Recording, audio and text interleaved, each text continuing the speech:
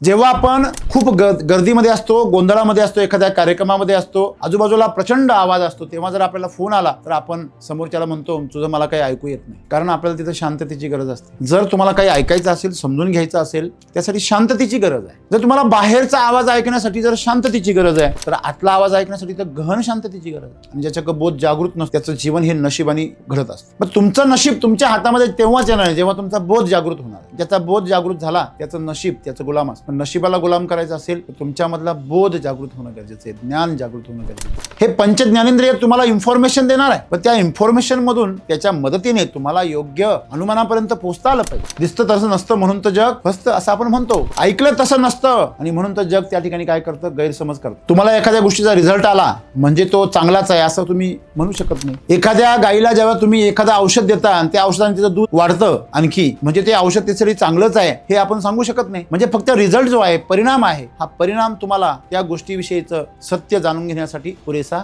नाहीये. त्या गाईला उत्तेजक द्रव्य देऊन देखील तुझं दूध वाढवलं जाऊ शकतं. एखाद्या पिकाला बायोस्टिम्युलंट देऊन, उत्तेजक देऊन त्याचं उत्पन्न वाढवलं जाऊ शकतं, पण त्यांनी त्या पिकाच्या आरोग्याची, मातीची हानी होणार आहे, त्यांनी त्या गायीची हानी होणार आहे, तिचं आयुष्य कमी होणार आहे, तिच्या वेतांची आणि तिच्या दुधाळ काळाची जी लांबी आहे ती कमी होणार आहे, शॉर्ट होणार. तसं माणसाचं पण आहे. तुम्हाला ज्या गोष्टीने आनंद मिळतो ते डोपामिन, तुमच्या आतमधलं जे हार्मोन्स आहे ते स्रवल्यानंतर आनंद होतो हे जेव्हा कळलं तर डोपामिनचं इंजेक्शन घेऊन तुम्ही जर आनंदी व्हायला लागले ती एक विकृती होईल. तुमचं शरीर आनंदाचा भास निर्माण करेल पण तुमची आत्मा आनंदी नाही होणार. तुम्ही आत्म्याला कोणतं इंजेक्शन देणार आहात? आत्म्याला फक्त एकच इंजेक्शन आहे, ते म्हणजे बोध. मग शरीराच्या पाठीमागे आपलं जीवन खर्ची घालणं हे अज्ञान आहे आणि शरीराचा वापर करून आपलं प्राण तेजस्वी करणं, आपली चेतना जागृत करणं, जी साधू संतांनी केली, गौतम बुद्धांनी केली, ज्ञानेश्वरांनी केली, भगवान श्रीकृष्णांनी केली कर्माच्या द्वारे, प्रभू श्री रामचंद्रांनी दिली वचनाच्या द्वारे. म्हणजे तुम्ही तुमचं जीवन सार्थकी लावणं म्हणजे काय, की मरण्यापूर्वी तुम्ही अमर होऊन. तुम्हाला जर कळलं की ही असली नोट आहे आणि ही नकली नोट आहे तर तुम्ही काय कराल? नकली नोट फाडून टाकाल, फेकून द्याल,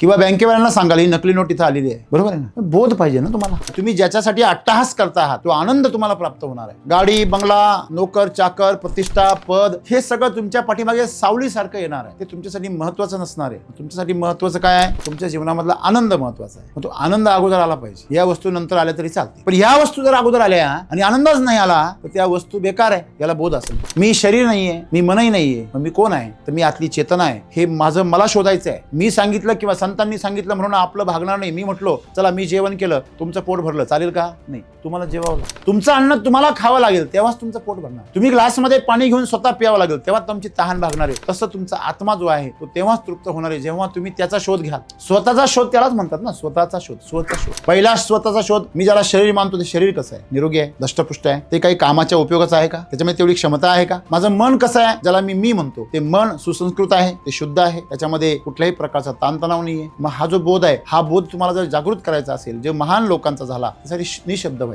फार सुंदर सांगितलं तुम्ही की निशब्द होण्याच्या दोन पद्धती आहेत. एक मजबुरीनं निशब्द होणं आणि एक बोधातून निशब्द होणं, म्हणजे बोधाच्या साधनेसाठी निशब्द होणं. आता कळलंय बोलण्यात काय अर्थ नाहीये आणि म्हणून बोलणं सोडणं वेगळं. पालथ्या गड्यावर पाणी, हो काय बोलून उपयोग आहे? मग न बोललेलं बरं. बाष्कळ बडबड आपण ज्याला म्हणतो ती आपल्या मनाची सतत चालू आहे आतमध्ये, काही कारण नाही. माणूस शास्त्रज्ञ म्हणतात की एका दिवसामध्ये माणूस 6000 विचार करतो. अरे पण त्यातले किती विचार तो रिपीट करतो याचा जर अभ्यास केला तर तो पागल आहे का असं वाटतं. जेव्हा कधी कधी आपल्यालाच आपला विचार येतो, डोक्यामध्ये एकच विचार सारखा फिरत असतो, माझ्याबरोबर असं का झालं? व्हाय मी, मलाच का असं? माझ्याबरोबर असं का होतं? मी असा काय गुन्हा केलाय? मी असं काय कोणाचं वाईट केलंय? मग हा विचार आमच्या मनामध्ये दिवसभर फिरत राहतो. माझाच अपमान का होतो? मलाच अपयश का येतं? हिनवलं का जातं? माझ्या प्रयत्नांना यश का येत नाही? त्यावेळेस हा विचार आपल्या डोक्यामध्ये दिवसभर फिरत असतो. यालाच कम्प्युटरच्या भाषेमध्ये व्हायरस म्हणतात. करप्ट झालेली फाईल तुमच्या डोक्यामध्ये गरगर गरगर गरगर फिरत असते आणि ती फाईल तुमचा सगळा स्पेस कव्हर करते. तुमचा सगळा डेटा जो आहे तो मेमरीचा सगळा स्पेस कव्हर करते, दुसऱ्या विचारांना जागा सुद्धा देत नाही. बरं, कंट्रोल डिलीट पण होत नाही, स्पेस रिकामी पण करावी म्हटले तर होत नाही. हे त्याचं सगळ्यात विकृत स्वरूप आहे. निशब्द होण्यासाठी तुम्ही पहिलं मौन होणं गरजेचं आहे. तुम्ही जी बडबड करता ती काहीच कामाची नाहीये हे कळणं गरजेचं आहे.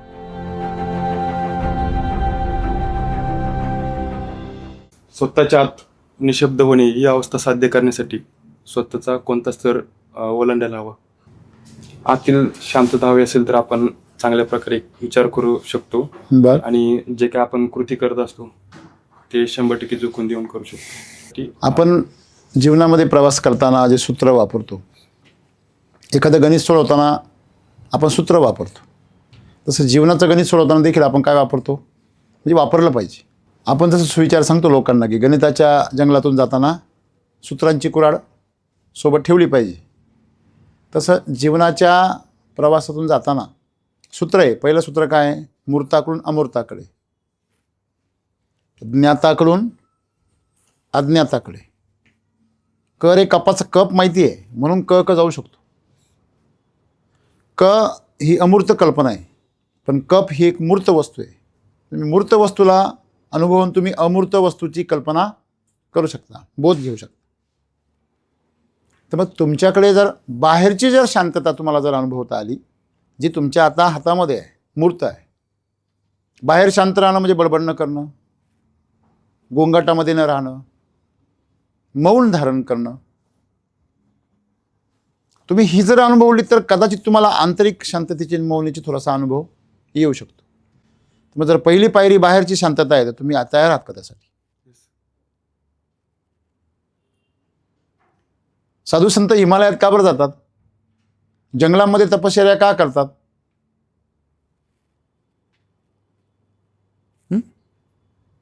शांतताच मिळवण्यासाठी. का हवी? का शांतता हवी त्यांना? जीवनाची दिशा कळावी म्हणून. ओके, बरोबर आहे ना? मग तुम्हाला आंतरिक शांतता जर शोधायची असेल तर पहिलं मग ती तुम्हाला तयारी करावी लागेल. तुम्ही 2 दिवस बोलू नका, तिसऱ्या दिवशी तुमचा फोन ब्लॉक होईल. याबद्दल तुमचं काय मत आहे? शांतता होती तेव्हा ती भंग करण्याचा किती प्रयत्न केला. आता शांतता हवी. तर एकमेका सहाय्य करू अवघे धरू सुपंत, दोघांनाही घेऊन आपण मौनाचा अनुभव करू शकतो आणि मौनामध्ये पण संवाद करू शकतो.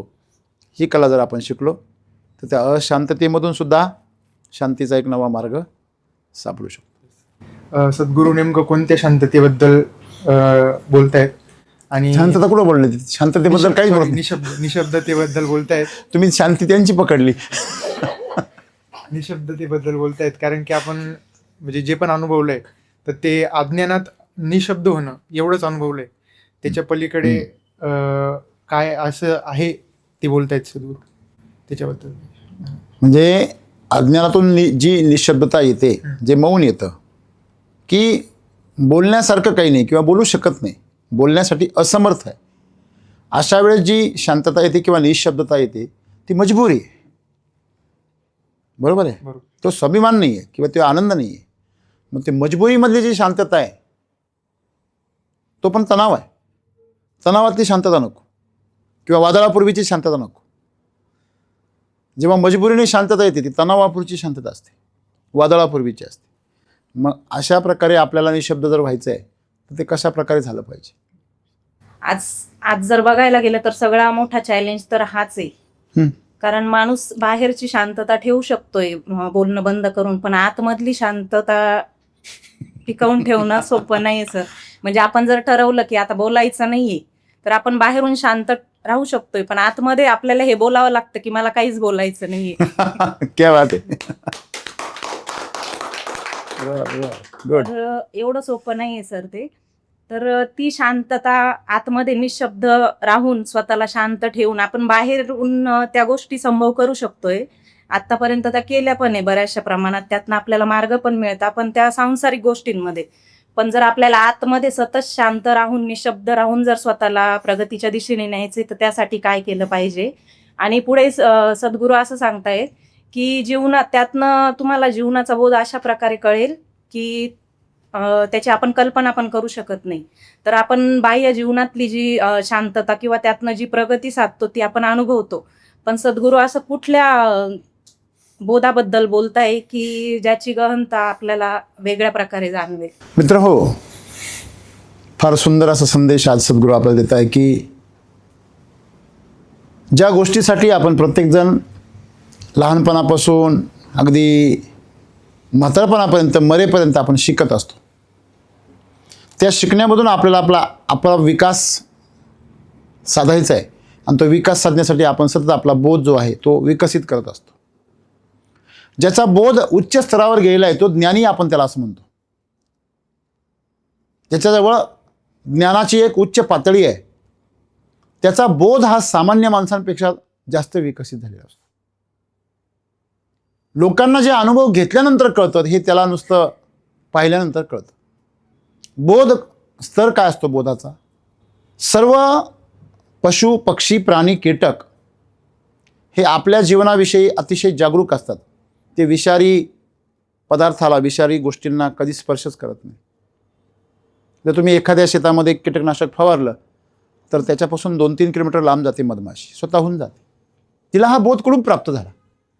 सुनामी आली तर समुद्राच्या किनाऱ्यावर असलेले जे छोटे जीव आहे, उंदरं आहे, ते सुद्धा, उंदीरमध्ये अतिशय तुच्छ प्राणी, तो सुद्धा बिळातून बाहेर निघून उंच ठिकाणी जाण्यासाठी प्रयत्न करतो.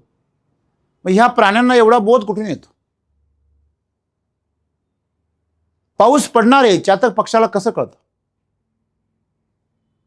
मग माणूस तर एवढा विकसित मेंदू घेऊन जगतो, तर माणसाला हे का कळत नाही? याचा बोध का होत नाही? बोध म्हणजे ज्ञान. त्याचं कारण आहे, माणसाने स्वतःभोवती प्रचंड गोंगाट निर्माण केला आहे. जेव्हा आपण खूप गर्दीमध्ये असतो, गोंधळामध्ये असतो, एखाद्या कार्यक्रमामध्ये असतो, आजूबाजूला प्रचंड आवाज असतो, तेव्हा जर आपल्याला फोन आला तर आपण समोरच्याला म्हणतो, तुझं मला काही ऐकू येत नाही. कारण आपल्याला तिथं शांततेची गरज असते. जर तुम्हाला काही ऐकायचं असेल, समजून घ्यायचं असेल, त्यासाठी शांततेची गरज आहे. जर तुम्हाला बाहेरचा आवाज ऐकण्यासाठी जर शांततेची गरज आहे, तर आतला आवाज ऐकण्यासाठी तर गहन शांततेची गरज आहे. आतला आवाज असतो हे पण एक आता प्रकारे एक मिथ बनलेलं आहे, कल्पना बनलेली लोकांसाठी. अरे आतला पण आवाज असतो, काय बोलतोय, आतला काय आवाज असतो? तुमचा आतला आवाज जर पवित्र असेल तर तुमची बाहेरची वाणी सुद्धा पवित्र असते. तुमचा आतला आवाज जर दांभिक असेल तर तुमची वाणी सुद्धा दांभिक असते. मग तुमचा आतला आवाज जसा आहे तसंच रिफ्लेक्शन तुम्हाला बाहेर मिळत असतं.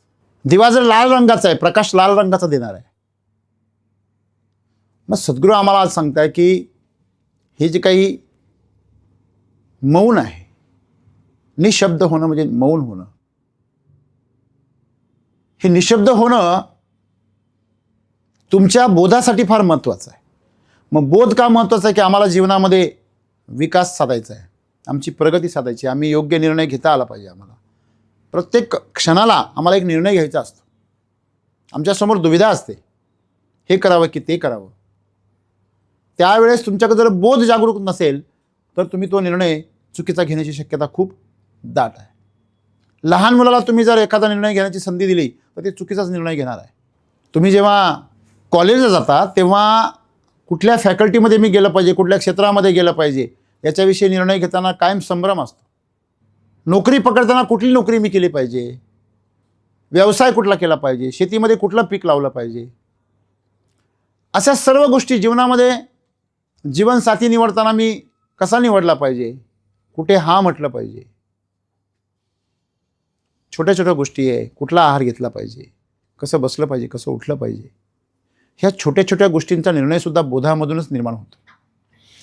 मग तुमचं जीवन सुंदर बनणार आहे की विकृत बनणार आहे, तुमचं जीवन एक वरदान बनणार आहे की शाप बनणार आहे, हे सर्वस्वी तुमच्या बोधावर अवलंबून आहे.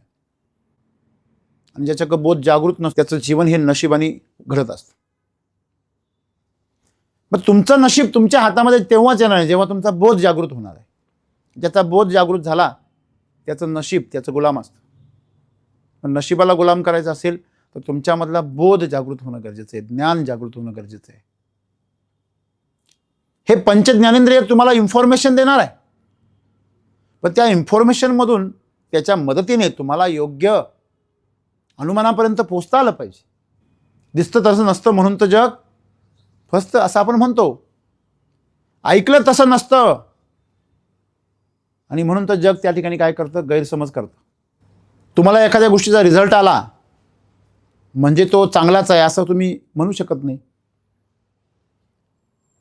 एखाद्या गाईला जेव्हा तुम्ही एखादं औषध देता आणि त्या औषधाने तिचं दूध वाढतं आणखी, म्हणजे ते औषध त्यासाठी चांगलंच आहे हे आपण सांगू शकत नाही. म्हणजे फक्त रिझल्ट जो आहे, परिणाम आहे, हा परिणाम तुम्हाला त्या गोष्टीविषयीचं सत्य जाणून घेण्यासाठी पुरेसा नाही आहे. त्या गाईला उत्तेजक द्रव्य देऊन देखील तुझं दूध वाढवलं जाऊ शकतं. एखाद्या पिकाला बायोस्टिम्युलंट देऊन, उत्तेजक देऊन त्याचं उत्पन्न वाढवलं जाऊ शकतं. पण त्यांनी त्या पिकाच्या आरोग्याची, मातीची हानी होणार आहे, त्यांनी त्या गायीची हानी होणार आहे, तिचं आयुष्य कमी होणार आहे, तिच्या वेतांची आणि तिच्या दुधाळ काळाची जी लांबी आहे ती कमी होणार आहे, शॉर्ट होणार आहे. तसं माणसाचं पण आहे.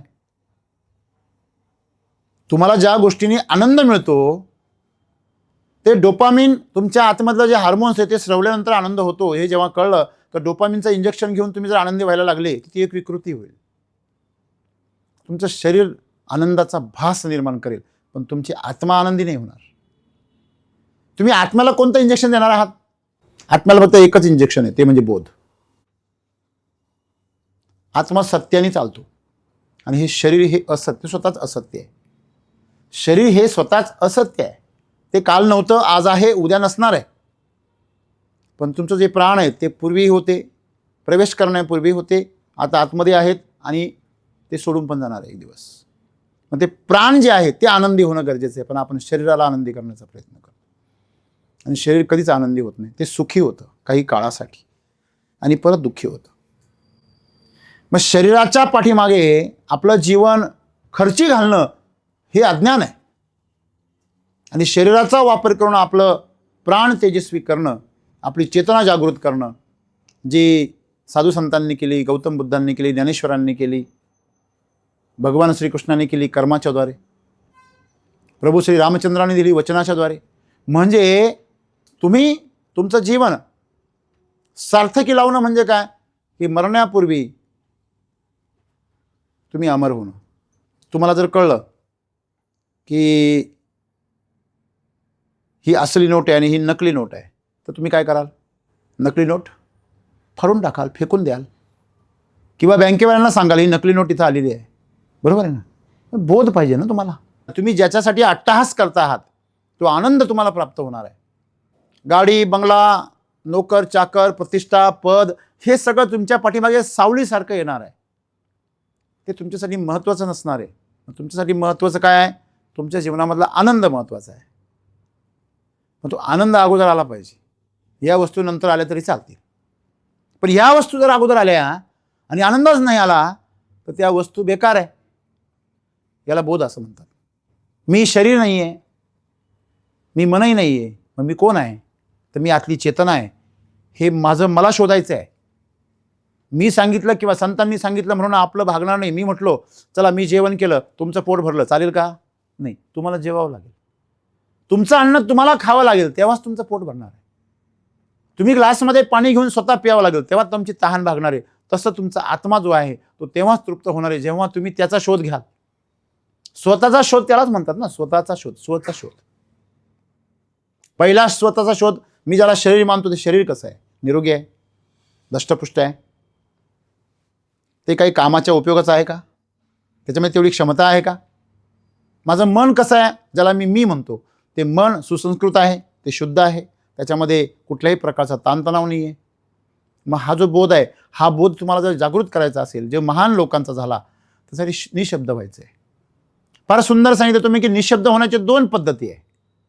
एक मजबुरीनं निशब्द होणं आणि एक बोधातून निशब्द होणं, म्हणजे बोधाच्या साधनेसाठी निशब्द होणं. आता कळलंय बोलण्यात काय अर्थ नाही आहे आणि म्हणून बोलणं सोडणं वेगळं. पालथ्या गड्यावर पाणी, हो काय बोलून उपयोग आहे? मग न बोललेलं बरं. बाष्कळ बडबड आपण ज्याला म्हणतो ती आपल्या मनाची सतत चालू आहे आतमध्ये, काही कारण नाही. माणूस शास्त्रज्ञ म्हणतात की एका दिवसामध्ये माणूस 6000 विचार करतो. अरे पण त्यातले किती विचार तो रिपीट करतो याचा जर अभ्यास केला तो पागल आहे का असं वाटतं. जेव्हा कधी कधी आपल्यालाच आपला विचार येतो, डोक्यामध्ये एकच विचार सारखा फिरत असतो, माझ्याबरोबर असं का झालं? व्हाय मी? मलाच का असं? माझ्याबरोबर असं का होतं? मी असा काय गुन्हा केला आहे? मी असं काय कोणाचं वाईट केलं आहे? मग हा विचार आमच्या मनामध्ये दिवसभर फिरत राहतो. माझाच अपमान का होतो? मलाच अपयश का येतं? हिनवलं का जातं? माझ्या प्रयत्नांना यश का येत नाही? त्यावेळेस हा विचार आपल्या डोक्यामध्ये दिवसभर फिरत असतो. यालाच कम्प्युटरच्या भाषेमध्ये व्हायरस म्हणतात. करप्ट झालेली फाईल तुमच्या डोक्यामध्ये गरगर गरगर गरगर फिरत असते आणि ती फाईल तुमचा सगळा स्पेस कव्हर करते. तुमचा सगळा डेटा जो आहे तो मेमरीचा सगळा स्पेस कव्हर करते, दुसऱ्या विचारांना जागासुद्धा देत नाही. बरं, कंट्रोल डिलीट पण होत नाही, स्पेस रिकामी पण करावी म्हटलं तर होत नाही. हे त्याचं सगळ्यात विकृत स्वरूप आहे. निशब्द होण्यासाठी तुम्ही पहिलं मौन होणं गरजेचं आहे. तुम्ही जी बडबड करता ती काहीच कामाची नाही आहे हे कळणं गरजेचं आहे. मला सांगा, तुम्ही तुमच्या आवडत्या माणसाला आजपर्यंत किती वेळा गुड मॉर्निंग म्हटली? 1000 वेळा म्हणले असतील. तुम्ही 1000 आणि एक वेळा म्हणू नका, ते मागचे 1000 गेले पाण्यामध्ये. तुम्ही तुमच्या गुरूंना, ज्यांना तुम्ही शिक्षक मानता किंवा जे कोणी असेल, तुम्ही त्यांचा अनेक वेळा तुम्ही त्याच्याबरोबर त्यांना सन्मान करा, त्यांच्याबद्दल कोड कौतुक करा आणि शेवटी एकदा करू नका. तुम्ही अगोदर केलेलं कोड कौतुक शून्य. तुम्ही कितीही चांगल्या शब्दांचा वापर केला, तुमच्याकडनं एक शब्द जर चुकला तर ते चांगल्या शब्दांची किंमत शून्य होऊन जाते. आणि म्हणून जी ह्या वाचेनी बडबड केली जाते, आपण त्याला वाचाळ असं म्हणतो. वाचाळ म्हणजे काय? ज्यावेळेस तो वाचेचा निरर्थक वापर करतो. मग असा जो वाचाळपणा आहे तो माणसाला नेहमी काय करतो? अडचणीमध्ये आणतो. तुमच्याकडे बोलण्यासारखं काहीच नाही आहे तरी तुम्ही बोलताय, म्हणजे तुम्ही अनावश्यक बोलताय. तर अनावश्यक म्हणजे कचरा, बरोबर आहे. जेव्हा तुम्ही कचरा बोलता तेव्हा तो कचरा तुमचा कचरा करतो, बरोबर आहे ना? तुम्हाला कचरा पेटी बनवतो. आणि म्हणून सद्गुरू आम्हाला काय सांगताय की तुम्ही स्वतः आतमध्ये निशब्द व्हायला पाहिजे. पूर्वीच्या काळी लोक मौन राहायचे, अगदी काल परवापर्यंत. म्हणजे तुम्ही जर आजही तुम्ही जर गेलात कधी आश्रमांमध्ये वगैरे, तिथे काही महाराज असे मौन असतात, मौनी महाराज. 8 दिवसांसाठी, एका दिवसासाठी काही लोक काय धारण करतात? मौन धारण करतात. ज्या माणसाला कायम गणगण गणगण होते, ओव्हर थिंकिंग होते, तो माणूस पण असा गणगणित बसलेला असतो. तो काहीच बोलत नाही, तो असा बसलेला असतो, डम, एकदम मंद झालेला असतो, मुक्का झालेला असतो. म्हणजे तो ज्ञानी आहे का? नाही, बरोबर आहे. जसं मी नेहमी सांगतो, बंदूक कात्रिकेकडे पण असते, AK-47 आणि सोल्जरकडे पण असतो, पण दोघांचा हेतू एक आहे का? नाही, परिणामसुद्धा वेगळे. तसं मौन जे आहे ते मजबुरीचं आहे का ते स्वयंप्रेरित आहे? प्रपंचरचना सर्व ही भोगुनी त्या गेली. सगळी वायफळ बडबड करून शांत बसला. आता बडबडीचा काही उपयोगच नाही हे लक्षात आलं. व्यर्थता लक्षात जेव्हा येते, शब्दांची व्यर्थता जेव्हा लक्षात येते, तेव्हा ते शब्द नकोसे वाटतात. बघा, जेव्हा 2 माणसं एकमेकामध्ये फार भावनिकदृष्ट्या फार संवेदनशील असतात, तेव्हा त्यांच्या शब्दाचा अर्थाचा अनर्थ केला जातो. धचा माव होतो. नारायणरावला धरा, नाही अरे मारा धरा. ते पेशव्यांच्या बाबतीमध्ये घडलेली घटना आहे. तेव्हापासून हा म्हण तयार झाली, धचा मा करू नका. धचा मा करणे म्हणजे काय? की अर्थाचा गैरअर्थ न करणे. शब्द हे शस्त्रासारखे आहे. असं म्हणतात की तलवारीपेक्षा जास्त धार कशाला आहे? जिभेला आहे, बरोबर ना? मग ती जिभेची धार आहे ना, ती जिभेला नाही आहे, जिभेतून बाहेर पडणाऱ्या शब्दाला आहे. एखाद्याचा शब्द एखाद्याच्या काळजाला चर्र करून जाऊ शकतो. समोरचा माणूस किती बुद्धिमान आहे हे त्यांनी तोंड उघडल्यावर दिसतं. तोपर्यंत फार स्मार्ट वाटतो तो, पण तोंड उघडत नाही तोपर्यंत. तोंड उघडलं, अरे रे का बोललास तू? तो पण म्हणतो मी का बोललो असेल. हां, आता तुला आवाज दिलाय देवाने, मग बोलणार आहे तू. पण काय बोलावं? बघा, तुम्ही ग्रुपमध्ये कुठेतरी बाहेर फिरायला गेलात आणि तिथे आता तुम्हाला स्वयंपाक बनवायचा आहे आणि खायचं आहे, तर त्याच्यामध्ये कोण पुढे येतं स्वयंपाक करायला? ज्याला खरोखर चांगला येतो. कुठेतरी नृत्य करायचं आहे, संगीत सुरू झालं, हां चला नाचूया, असं कोण म्हणतं पहिल्यांदा? ज्याला येत नाही तो म्हणतो की ज्याला येतं तो म्हणतो? हो, ज्याला येत नाही तो म्हणतो. तो उलट विसरायचा प्रयत्न करतो, हे गप, आहे की नाही? म्हणजे आपण जे बोलण्यासारखं आहे ते बोललं पाहिजे. जसं बोलायला शिकायला लागतं लहानपणी आपल्याला, आवाज काढावा लागतो, हळूहळू आवाज काढतो आपण, तसं काय बोलावं हे पण शिकणं गरजेचं. ते कोणी शिकवत नाही. जर घरामध्ये संस्कार असेल तर शिकवलं जातं काय बोलावं. कारण लक्षात ठेवा, एकदा बोलणं म्हणजे दोनदा ऐकणं आहे.